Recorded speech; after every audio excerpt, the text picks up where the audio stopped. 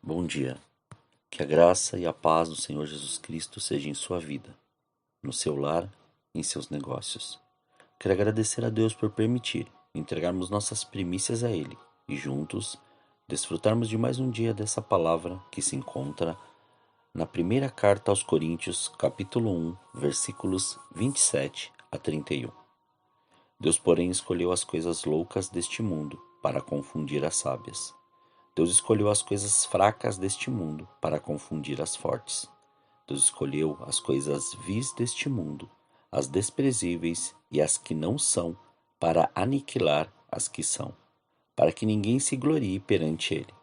Quanto a vós, porém, sois dele, em Jesus Cristo, o qual para nós foi feito por Deus sabedoria e justiça e santificação e redenção, para que, como está escrito, aquele que se gloria, glorie-se no Senhor. Ao meditar sobre esses versículos que acabamos de ler, o Espírito Santo me levou a perguntar: estou dando honra a quem é devido honra? E ao me perguntar isso, ele me levou a refletir primeiramente sobre o porquê o Senhor estava me dizendo isso.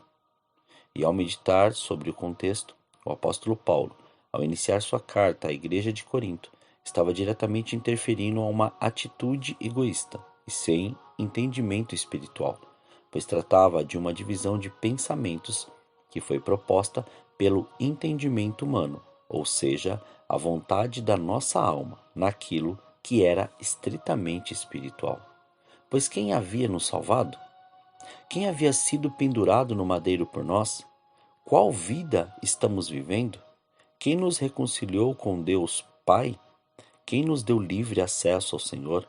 Quem nos curou, nos libertou, nos sarou, nos tratou, nos resgatou e nos encaminha para a salvação? E exatamente este tipo de compreensão que não estava havendo, pois aqui não estava se tratando de uma questão de maneira, modo, método, usos, costumes ou como devo cultuar ao Senhor. Ou seja, não estava aqui servir ou honrar ao homem ou a uma certa denominação, mas sim a Deus, tendo o discernimento do que Jesus fez na cruz do Calvário e o que o Espírito Santo estava fazendo em nós. Entenda, Deus sempre te colocará em um lugar para você praticar a comunhão, ser ensinado os passos de se manter no caminho e como proceder espiritualmente, emocionalmente e materialmente nas mais variadas ocasiões e situações. Nesse momento, o que estava sendo desconstruído era a ideia de parar de ter um pensamento carnal para terem um pensamento espiritual. E o que não podemos deixar de dizer é que a igreja de Corinto não lhe faltava dons. Ela era a igreja com todos os dons espirituais. Mas aqui fica bem claro que ter todos os dons não significa saber o que está fazendo e que suas atitudes estão literalmente agradando a Deus. O apóstolo Paulo teve que ser bem direto, pois não somos nós, ainda que gostaríamos que as pessoas fossem gratas pelo empenho, dedicação, horas de oração, conselhos, tempo de conversa, tempo de preparo para um estudo, uma pregação, horas ouvindo, horas chorando, horas se dedicando para o milagre, a cura, a resposta e muitas outras coisas, porque o que está em jogo não é nossa preocupação de ser visto, mas sim a salvação daquela pessoa. E ali a divisão era sobre quem era quem e não compreendiam que a glória é de Deus e que todos eram instrumentos nas mãos do Senhor para levar o Evangelho de Cristo e o seu reino a todos que estão necessitando de um alívio de toda esta carga e esse jugo. Partindo para o próximo passo de compreensão, após ter esclarecido aos irmãos este desentendimento, o apóstolo Paulo foi muito direto quando falou que Deus escolheu as coisas loucas deste mundo para confundir as sábias, que não era para ninguém se gloriar em si mesmo. Aqui faz a menção exata sobre quem nós éramos e hoje o que Deus nos fez por intermédio de Jesus Cristo. Ele não está falando de uma cultura cristã, uma tradição de família ou um legalismo, mas sim que, como Jesus fez com os discípulos, homens que não tinham conhecimento abastado de palavras bonitas, uma boa oratória, um bom relacionamento com as pessoas em sua volta, perspectiva de mudança, estavam já condicionados àquelas ações e atitudes. Já tinham suas funções definidas e como iriam passar o resto da sua vida. Ele queria fazer com todos eles. Tirar a condição de capazes pela sua força e seu entendimento e mostrar que tudo lhes era proposto pela fé. Não uma fé limitada, mas uma fé que transforma, que confunde as coisas, que altera cursos e direções, que nos dá novo ânimo e renova nosso entendimento, que faz homens outrora sem nenhuma perspectiva serem completamente transformados e dele ser gerado vida e vida abundante. Deus está falando de mim e de você. Antes, sem nenhuma ideia de quem éramos, e hoje somos herdeiros de uma promessa irrevogável para todo que crê, a vida eterna. Deus nos tira do lamaçal do pecado para termos uma vida de grandes conquistas e constantes mudanças, pois a luta é diária para nos mantermos naquilo que o Senhor nos propôs. Por isso, não, por isso que não é onde estamos, mas sim o que somos, o que permitimos Deus, através do Espírito Santo, em nossa consciente obediência, fazer.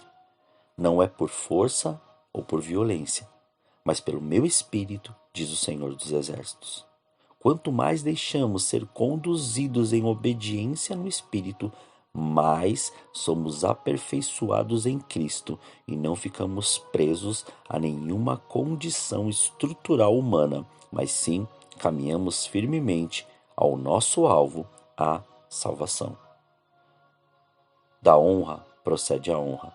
Obedeça aquilo que o Senhor está te mostrando, e não aquilo que você quer, pois onde estiver o seu tesouro, lá estará o seu coração.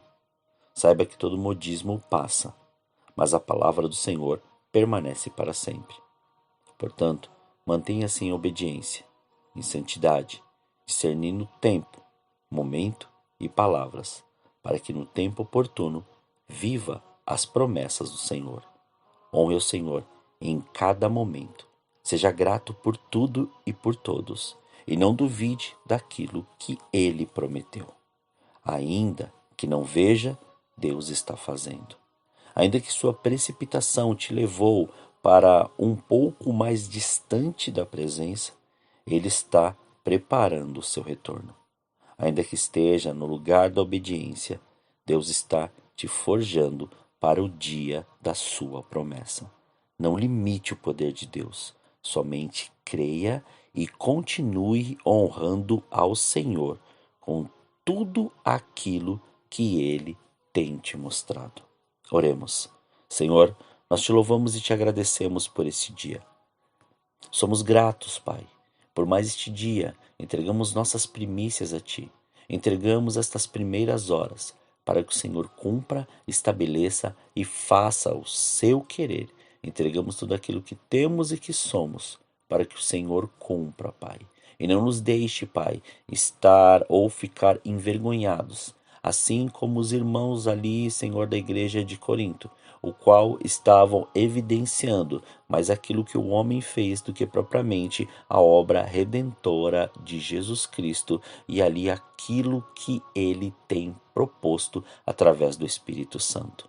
Ali, Senhor, o Senhor nos mostrou, eles eram cheios, mas eram cheios de todos ali, eles tinham todos aqueles dons. Mas, Pai, nós queremos estar cheios do Seu Espírito, cheios deste fogo, cheios desta presença, em obediência e em santidade. Então, mantenha-nos, Pai, neste caminho. Mantenha-nos, Pai, com os nossos olhos firmados à salvação, porque daí nós teremos uma certeza que tudo que fizermos, Pai, neste caminho, tudo que fizermos neste meio, nós, Pai, vamos estar cientes que estamos caminhando para a salvação, sem nenhum desvio, sem nenhum tempo para poder querer indagar ou fazer as coisas do nosso jeito, mas antes conforme o seu querer e a sua vontade. Graças te damos, Pai.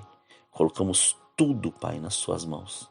Toda a nossa ansiedade, tudo aquilo que pensamos, tudo aquilo que está dentro, Senhor, da nossa alma, colocamos diante de Ti, para que o Senhor cumpra e estabeleça a sua vontade.